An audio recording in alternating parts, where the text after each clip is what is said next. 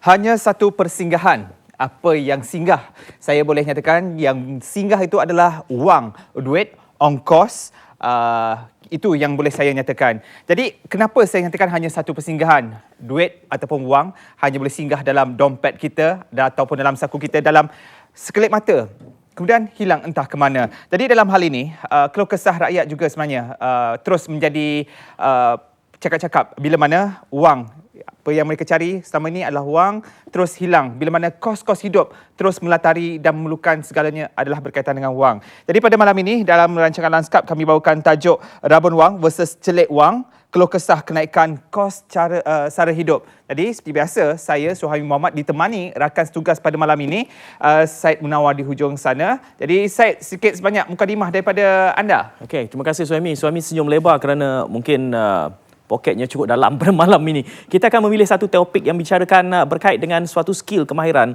Namun begitu, anda boleh berinteraksi bersama kami seperti mana talian yang biasa kami gunakan, 0322829062. Bahkan anda juga boleh berinteraksi bersama kami bercakap tentang tema yang dikemukakan oleh saudara Suhaimi itu tadi, melalui Facebook kami, dan carikan pautannya iaitu Lanskap di Facebook, selain daripada Twitter yang juga kami sediakan. Dan untuk anda memanfaatkan Twitter, anda harus menggunakan pautan ini, iaitu #Lanskap TV1. Kita akan mengangkat komen-komen yang anda kemukakan berikutan pelbagai keluh kesah dengan peningkatan kos sara hidup masa kini. Kami memilih untuk berbicara tentang tema yang kita bawa pada malam ini, iaitu rabun wang. Dan bagi memahami konteks yang kita bicarakan harus dibandingkan dengan suatu bentuk kefahaman, iaitu celik wang ataupun financial literacy, dalam konteks untuk kita menangani keluh kesah berikutan kenaikan harga dan juga kos sara hidup yang dihadapi oleh kebanyakan rakyat Malaysia. Keluh kesah ini pastinya banyak yang tertumpah di Facebook dan juga laman maya, dan akan kita angkat sebahagian daripada komen-komen berkenaan melalui platform yang kami sediakan tadi. Bercakap soal rabun wang, bertentangan dengan satu idea yang saya kemukakan tadi, iaitu celik wang ataupun financial literacy. Kita harus memahami beberapa intipati dan kesedaran yang sudah sedia ada bagi kerajaan Malaysia sendiri, bercakap tentang bagaimana perlu diperkasa dan diperkemaskan lagi financial literacy ataupun celik wang ini dalam kalangan rakyat Malaysia. Dan ini sudah mula dibicarakan semenjak 2011 dan 2012 lagi. Banyak dibicarakan tentang tema-tema ini.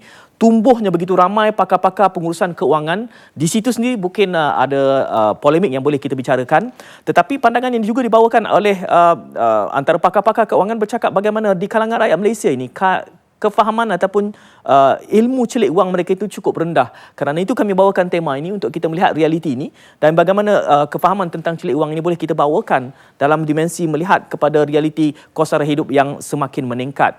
Pastinya kita bercakap tentang tema-tema utama seperti pelarasan subsidi ataupun penyelarasan subsidi, perasionalan subsidi. Dan untuk itu kita melihat bagaimana dalam konteks herotan terhadap ekonomi, kita mengetahui bahawa subsidi ini merupakan elemen yang akan mengganggu kewajaran ekonomi. Justru kita melihat dalam konteks 2009 saja 74 bilion jumlah subsidi yang antara lainnya terangkum di dalam bentuk subsidi sosial, subsidi minyak dan juga makanan. Kesemuanya ini akan secara perlahan-lahan, dan ini adalah sesuatu yang hampir pasti berlaku kerana herotan ini tidak mungkin akan dapat ditampung lagi oleh negara. Justru pelarasan-pelarasan sebegini akan dibawakan ataupun akan dikemukakan oleh pihak kerajaan dari semasa ke semasa. Bahkan sesiapa pun yang akan menjadi berada di tampuk kepimpinan negara pastinya akan melihat bahawa usaha untuk membetulkan herotan ini harus dilakukan dengan bersungguh-sungguh. Sementara kita bercakap soal ingin menjadikan Malaysia sebagai negara maju, dan realiti sebagai sebuah negara maju, kita harus melihat beberapa perbandingan yang boleh kita bawakan pada peringkat ini. Bercakap soal negara maju, tidak ada negara maju yang mempunyai kos sara hidup yang rendah. Kalau kita melihat dari kedudukan tertinggi di atas indeks harga pengguna negara maju seperti Norway, Switzerland, Denmark, Jepun, bahkan Singapura sendiri, kita melihat bagaimana indeks harga pengguna mereka begitu tinggi berbanding dengan Malaysia yang hanya pada kadar 54.82.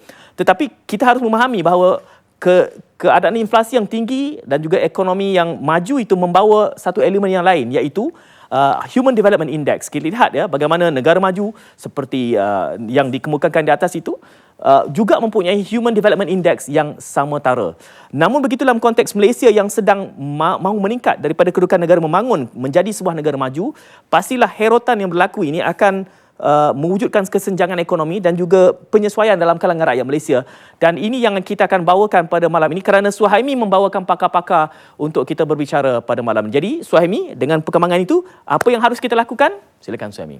Baik, terima kasih Syed Munawar, dan banyak sekali sebenarnya apa yang telah dikongsikan oleh Syed Munawar tentang statistik dan juga tentang herotan yang berlaku dalam ekonomi negara kita dibandingkan dengan negara-negara lain, dan indeks harga pengguna yang dipaparkan juga memberikan satu imbasan, satu pandangan tentang apa yang perlu negara lakukan untuk masa depan. Dan pasti juga sebelum saya perkenalkan dua orang ahli panel yang telah pun bersedia, ingin saya nyatakan tentang apa yang telah dipaparkan di laman sesawang ataupun Facebook milik Perdana Menteri Najib Razak ini, yang dikatakan dalam tempoh 2 jam sahaja 4,967 pandangan ataupun maklum balas yang diberikan kepada Datuk Seri Najib berhubung status yang diupdate kira-kira 2 jam yang lalu, yang mendengar keluh kesah rakyat terutama berkenaan kenaikan kos sara hidup. Kerajaan sentiasa mencari formular untuk menjaga kebajikan dan kesejahteraan rakyat. Lantaran itu, kerajaan bersetuju untuk menubuhkan makmal mengenai kos sara hidup di bawah pemandu. Jadi mungkin dalam perbincangan ini kami akan bawakan juga, akan menyentuh tentang apa yang dinyatakan oleh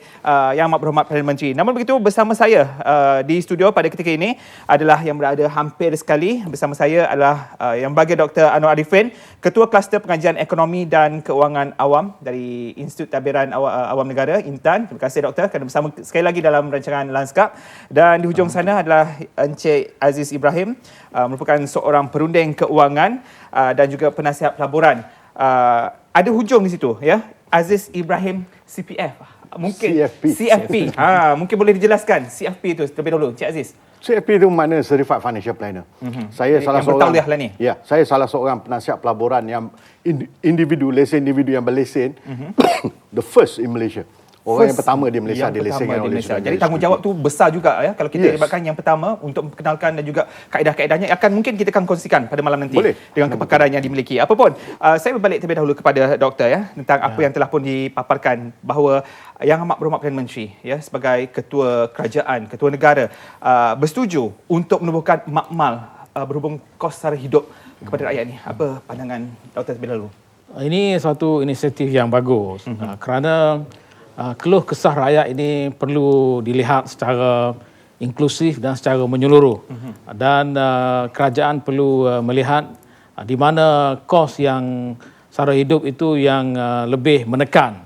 Dan kalau kos sara hidup lebih menekan di peringkat yang menyebabkan golongan berpendapatan golongan sederhana dan rendah misalnya, dan langkah-langkah tertentu mesti diambil untuk memastikan golongan berpendapatan rendah dan sederhana rendah ini boleh meneruskan kehidupan mereka tanpa terjejas dengan teruk. Okey. Jadi secara realitinya, Cik Aziz, bagaimana keluh kesah rakyat ni jelas ketara pada penghujung tahun ini? Adakah disebabkan keadaan ekonomi semasa ataupun ada kaitan dengan cara hidup masyarakat itu sendiri yang sebenarnya mungkin gagal menyusun atur pengurusan keuangan mereka, atau ada sebab-sebab lain? Jawapannya semua daripada apa yang Encik Syahmi cakap tadi. Tapi pada asasnya kita kena ingat, ya, no doubts, harga akan naik, inflation, it will come, no issue. Sama ada sekarang, besok atau minggu depan atau tahun depan, harga tetap akan naik. Okay? Now, the issue is macam mana kita nak selesaikan masalah harga naik. Okay. Jawapan dia simple. Nak selesaikan masalah tu, kena ada duit. Okay. Now, macam mana nak kena ada duit? Ini isu dia ni. Isu dia, kita kena menyimpan. Masalahnya, di Malaysia ni, berapa orang yang boleh menyimpan? Okay. Kalau kita baling batu, dah 10 orang, 9 orang kena kepala dia, tanya dia, you boleh simpan? Boleh awal bulan. Ujung bulan, hilang. You know? So, this is why, ada apa yang kita panggil creative financial modelling untuk mengajar, khususnya rakyat di Malaysia ni, orang-orang di Malaysia ni macam mana untuk menyimpan. Yang itu yang saya sebagai seorang perancang kewangan dan penasihat pelaburan, we came up with apa yang kita panggil model Ajit. Model Ajit ni satu jenis model yang mana model ini objektif dia, nombor satu, kita nak bagi simpanan yang maksimum. Nombor dua, kita nak pastikan dia orang tak ada hutang langsung kalau boleh dengan segera. And nombor tiga, kita pastikan cash flow dia positif. And so far our success rate is 99%. 99%. We can do it. The whole world is looking for creative financial model. Ada formulanya. Yes. Nanti boleh dikongsikan. Okey, itu untuk individu, doktor, ya. Bagaimana untuk negara? Bagi individu perlu ada duit, perlu simpan duit. Tapi bagi negara, bagaimana untuk mencari duit? Pastinya dari segi cukai. Tapi cukai ini pun kadang-kadang kalau kita nak kaitkan dengan GST dan juga LHDN yang sentiasa mencari cukai, apa lagi agaknya income yang boleh negara kita perolehi? Dalam negara dia ada dua perspektif. Perspektif yang pertama ialah dari segi kedudukan keuangan kerajaan. Yang perspektif yang kedua ialah dari segi pendapatan individu, pendapatan isi rumah, pendapatan perseorangan.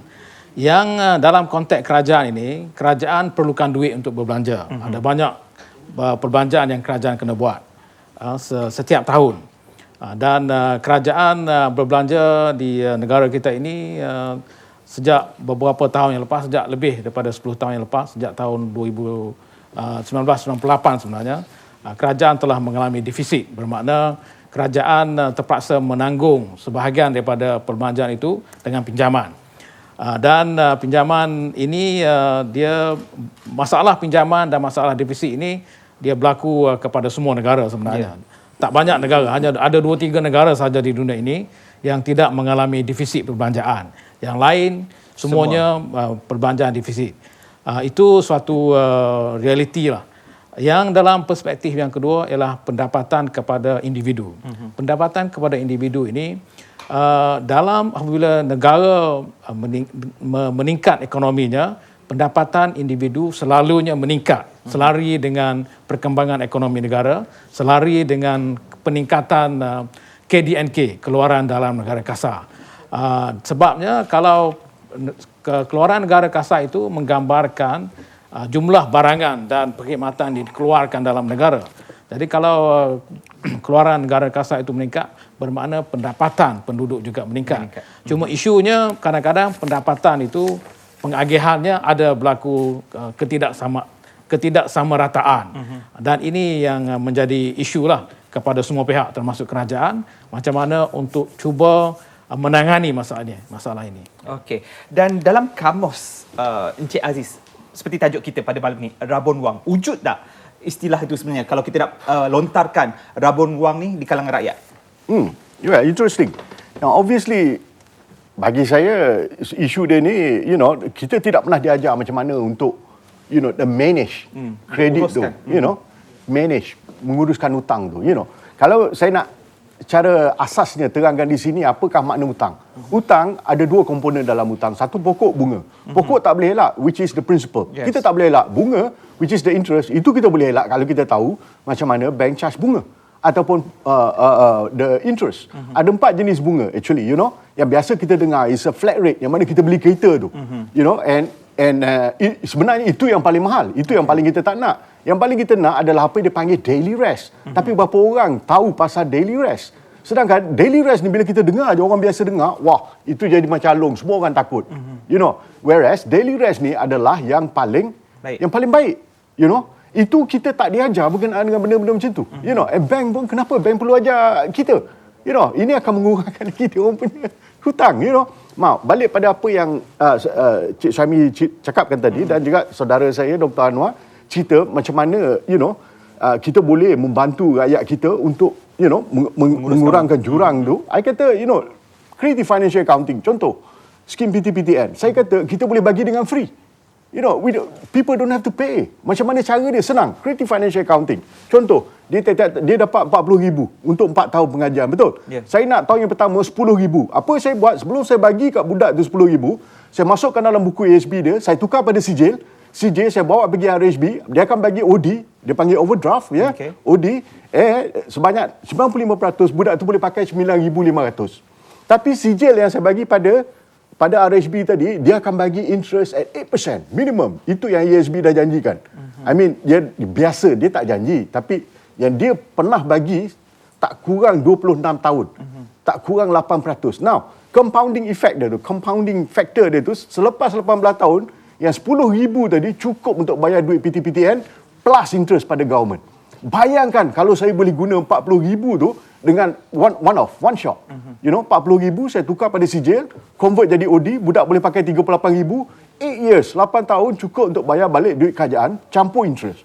That is creative accounting we're talking about. So it solves the problem. At least budak-budak tu tak perlu bayar duit PTPTN. And Jadi di sini siapa yang rabun sebenarnya? Siapa yang rabun sebenarnya?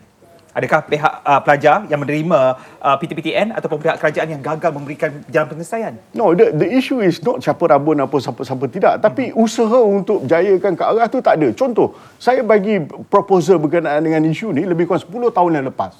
Apa jadi bila saya bagi pada satu menteri ya, bagi pada penasihat dia tengok belum apa-apa dah negatif. Because they do not see the creative financial modelling that which I'm talking about. You know, sadly to say. You know, sedangkan benda tu yang kita patut pursue, of course there's a risk. You know, tapi risk dia tu, you know, lebih memungkinkan benda tu jadi sangat, you know, profit to the people, not only to the people, to the country. You know, itu yang kita patut pursue. Creative financial modelling. You know. Dia ada istilah yang lain mengenai dengan apa yang Encik Aziz sebut itu, yang dikenali sebagai arbitrage. Okay. Arbitrage ni maknanya kita mengambil peluang daripada apabila ada dua pasaran yang berbeza dari segi pulangan, ya, kita boleh arbitrage di mana kita mengambil wang daripada pasaran yang boleh yang pasaran rendah interestnya, dan kita laburkan wang itu di pasaran yang tinggi interest dan kita ambil untung. Itu dinamakan arbitrage. Arbitrage ni jarang-jarang market ada. Kalau dalam market yang panggil matured, selalunya jarang nak jumpa arbitrage. Tapi di Malaysia ini dia ada banyak ruang di mana pelabur boleh menggunakan arbitrage ini untuk mengambil peluang daripada wujudnya dua pasaran yang berbeza dari segi pulangan keuntungan. Memang benar yang jadi option tu ada, pilihan tu ada, tapi kenapa kita tak betul-betul memberikan satu pilihan kepada khalayak? I don't know. Don't ask me. I'm willing to you know, to assist whatever ways. Even recently, you know, baru-baru ni saya buat satu proposal. Saya kata, especially tentera kita dekat apa nama yang lawan Zuluk tu, dekat Sabah. Okay. Saya kata siapa masuk kita buat sana dulu. Contoh untuk 8,000 orang. Kita buat sana dulu. Siapa masuk tentera, kita bagi dia rumah free sebiji, kita bagi dia kereta free, insurans free. Dengan syarat kita ambil dia punya apa? Dia punya housing allowance saja. Kalau private probably 250 sebulan. You know, siapa tak nak? Saya tanya semua orang, semua nak. Yet bila proposal ni pergi ke depan, it's just turn quiet. I don't know why. Now, itu dah peringkat yang tinggi lah kira-kira. Now, let's go back to the basic. Contoh, macam mana nak bantu orang biasa ni tau. Saya cadangkan, simple aja. Even Cik Suhaimi pun boleh buat. Apa dia? Guna buku 35. Okay. Apa yang you boleh buat dengan buku 35, apa saja you nak beli, catat. Even beli gula-gula pun tulis, 50% beli gula-gula. You know what happen dengan buku 35? Buku 35, the magic of it, nombor satu, you will know every single cent you spend. Setiap sen. Kalau saya tanya sekarang, Cik Suhaimi tahu apa Cik Suhaimi buat minggu lepas dengan duit dia? Tak ingat. Of course you forget it. Betul tak? Betul. Now, nombor satu, you akan tahu apa yang you buat dengan duit you. Therefore, you akan tahu kedai ni mahal, kedai ni murah, kedai ni lagi murah. Betul? Nombor satu. Nombor dua, you will know exactly what you do with the money. Betul? Betul tak? Betul. Yeah, and yang lebih penting sekali nombor tiga. Automatically, dia akan buat you jadi orang kedekut. Betul tak? Because you kira mah. You know, nak jadi kaya, you kena jadi, in a way, kedekut. You kena kira, bank boleh kira 1 sen. Who are we? 1 sen lah, campak macam tu je. 10 sen campak macam tu je. Then when you gonna get rich? You know? Okey. Jadi itu sebab Syed selalu kedekut dengan saya walaupun 1 sen. Syed? Ya, sebab saya merupakan antara anak murid yang tak tamat dengan Cik Aziz. Jadi mudah-mudahan lepas ni tamat lah Suhaimi ya. Ya, okey, apa pun kita akan berjeda terlebih dahulu sebelum kita kembali dalam perbincangan kita berkaitan dengan rabun wang. Jadi jangan ke mana-mana, teruskan bersama kami selepas ini.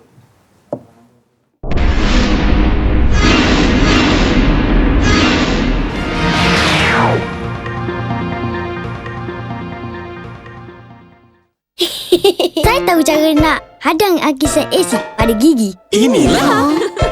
Nak kekalkan kalsium gigi? Inilah.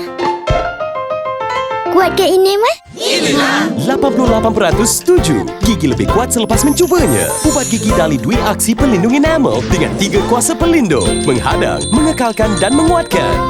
Kalau nak puasa kau? Kesegaran Dwi Pudina lah. Bebaskan kuasa kesegaran. Gunalah ini. Dali Pelindung Enamel. Siaran liputan Sukan SEA Myanmar 2013. Laporan harian petang. Sorotan harian malam. Laporan Harian Pagi.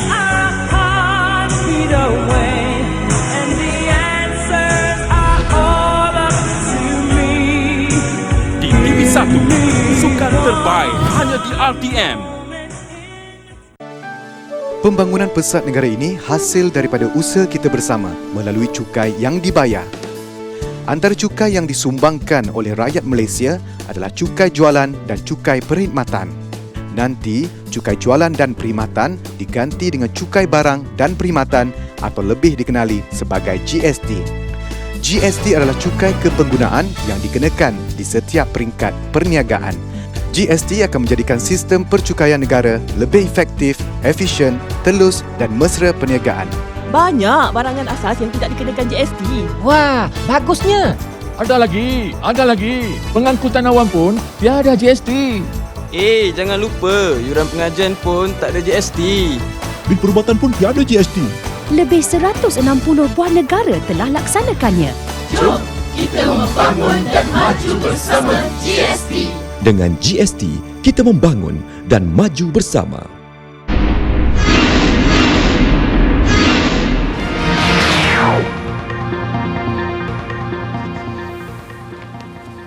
Baik, kembali dalam rancangan Lanskap. Pastinya kita akan cakap tentang rabun wang dan memetik apa yang dinyatakan oleh sebuah akhbar tempatan juga hari ini, ya, bila mana pemangku Raja Perak, Raja Dr. Nazrin Shah bertitah sebuah organisasi harus mengamalkan bajet seimbang antara hasil dengan perbelanjaan supaya ia tidak menanggung defisit yang mendorong membuat pinjaman dan menanggung beban hutang. Dan baginda bertitah, falsafah di sebalik bajet seimbang bukan sahaja relevan kepada organisasi, malah mempunyai aplikasi langsung kepada kehidupan setiap individu dan keluarga. Jadi bercakap tentang bajet seimbang, kita nak menyentuh tentang bajet seimbang negara pada ketika ini. Bagaimana, Doktor?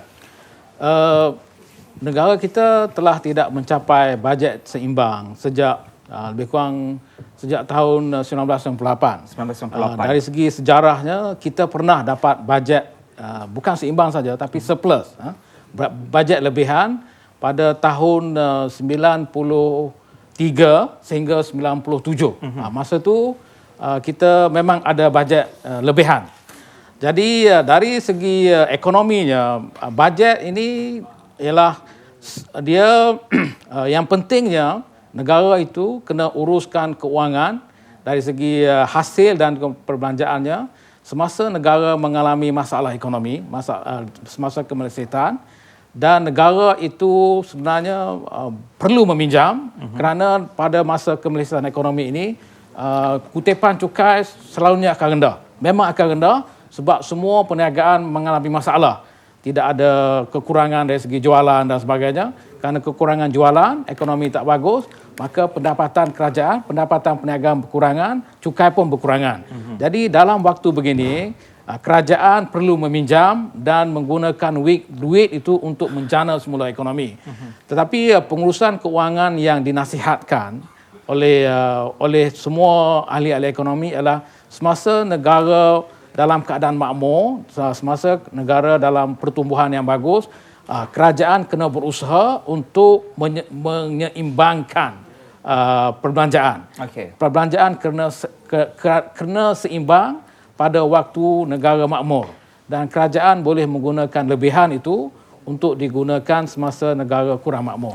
Dalam konteks sekarang negara kita berada dalam konteks sekarang, negara kita telah tidak mendapat untuk menyeimbangkan perbelanjaan dan pendapatan ataupun bajet seimbang tidak dapat dicapai sejak tahun 1998. Bermakna telah 15 tahun lah.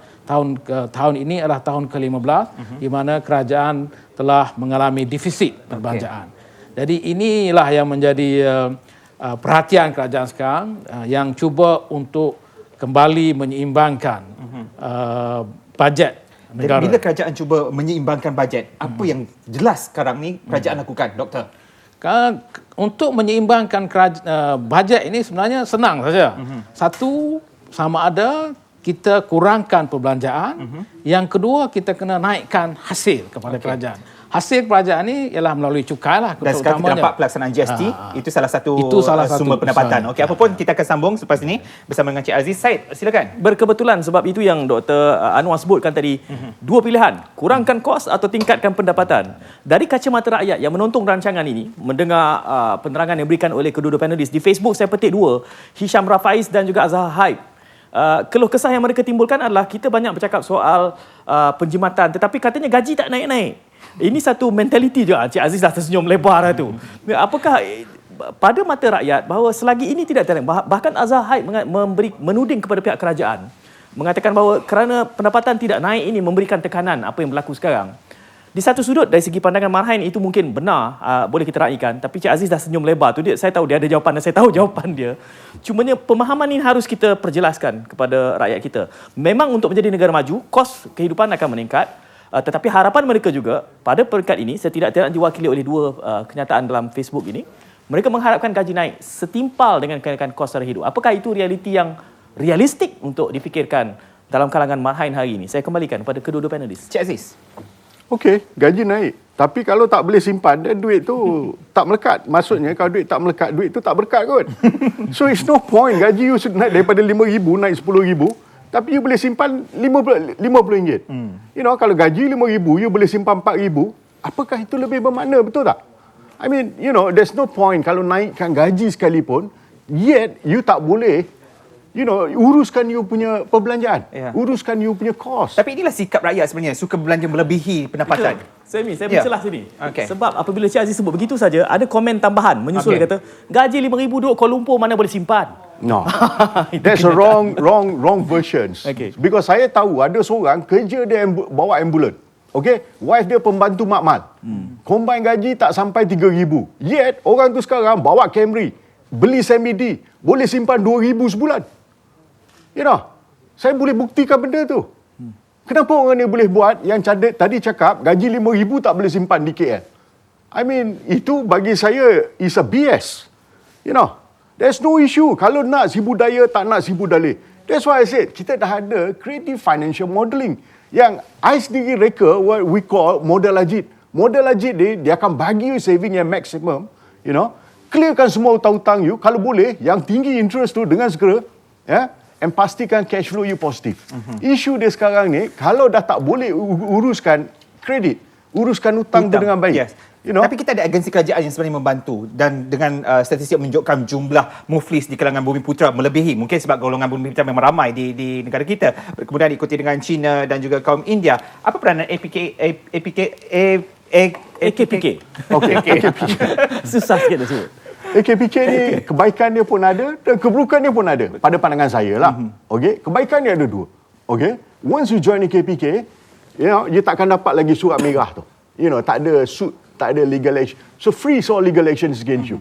And yang kedua, once you join AKPK, you know, they so-called dia orang punya restructure, you know, then you patut bayar RM10,000 sebulan, dia akan jadi RM3,000 je sebulan.